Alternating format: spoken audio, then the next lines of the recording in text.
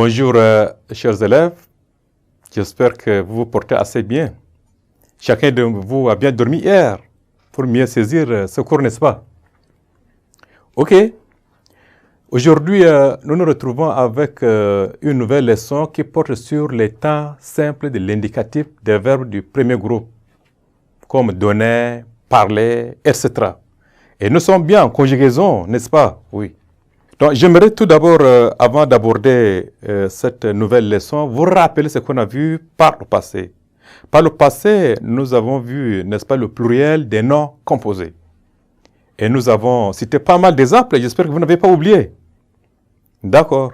Voilà, donc pour approfondir cette nouvelle leçon, les temps simples indicatifs des verbes du premier groupe, j'aimerais vous dire ceci.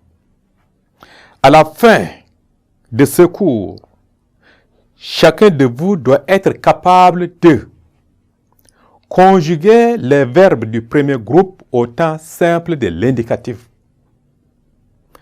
distinguer les verbes, distinguer les différents temps simples de l'indicatif, présenter le texte introductif, résumer la leçon. Pour ce qui est du texte introductif, j'aimerais vous le lire rapidement pour nous mettre au bain, n'est-ce pas, de la nouvelle leçon. Il est dans un royaume, un prince très beau, riche et puissant. Il avait toutes les qualités et ses sujets l'aimaient. Un jour, il décida de se marier et demanda la main de la plus belle femme du royaume. Celle-ci posa une condition au mariage. Pour son lit, il lui fallait un matelas entièrement fait de plumes d'oiseaux, de tous les oiseaux. Tu l'auras, assura le prince, et il convoqua toutes les oies. Bien, revenons, n'est-ce pas, sur le résumé, n'est-ce pas, des temps simples de l'indicatif des verbes du premier groupe. Nous pouvons dire qu'il existe d'abord 4 temps simples de l'indicatif. Mais qu'est-ce qui fait la différence entre les temps simples de l'indicatif et les temps composés? Les temps simples de l'indicatif sont d'abord le présent, l'imparfait, le passé simple et le futur simple. Et leur différence fondamentale avec les autres temps, c'est que ces temps se conjuguent sans auxiliaire. Quand on parle de présent de l'indicatif, l'imparfait de l'indicatif, le passé simple de l'indicatif et le futur simple, on n'utilise pas les auxiliaires. Ce sont des temps qui se conjuguent de manière simple.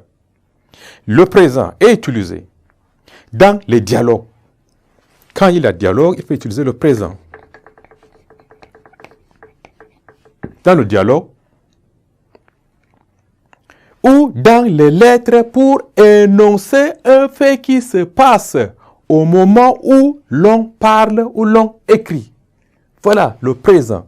Il est utilisé dans le dialogue et dans les lettres. Un exemple, je prépare ma leçon de grammaire. Ça, c'est le présent.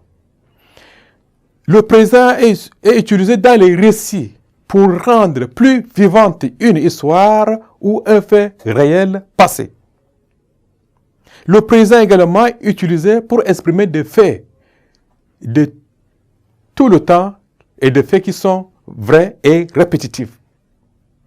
Par exemple, la Terre tourne autour du Soleil.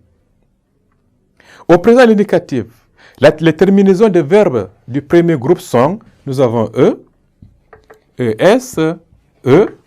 Voilà, ça c'est aux 3 premières personnes du singulier. Et nous avons au pluriel O, NS, EZ et ENT. Voilà. Les verbes du premier groupe conjugués au présent de l'indicatif ont leur terminaison de cette manière. Nous avons l'imparfait qui est utilisé dans des faits du passé. L'imparfait.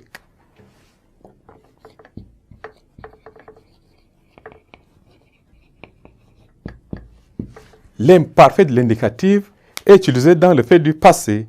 Je peux dire, donner un exemple, je finissais mon devoir quand il entrait. Il est aussi utilisé dans un récit pour décrire un lieu, un décor, un personnage. Et nous avons, par exemple, je finissais, tu étais, on allait, elle venait. Nous tendons vers la fin de notre leçon, donc à nous revoir à la prochaine occasion. Bonne suite de la journée.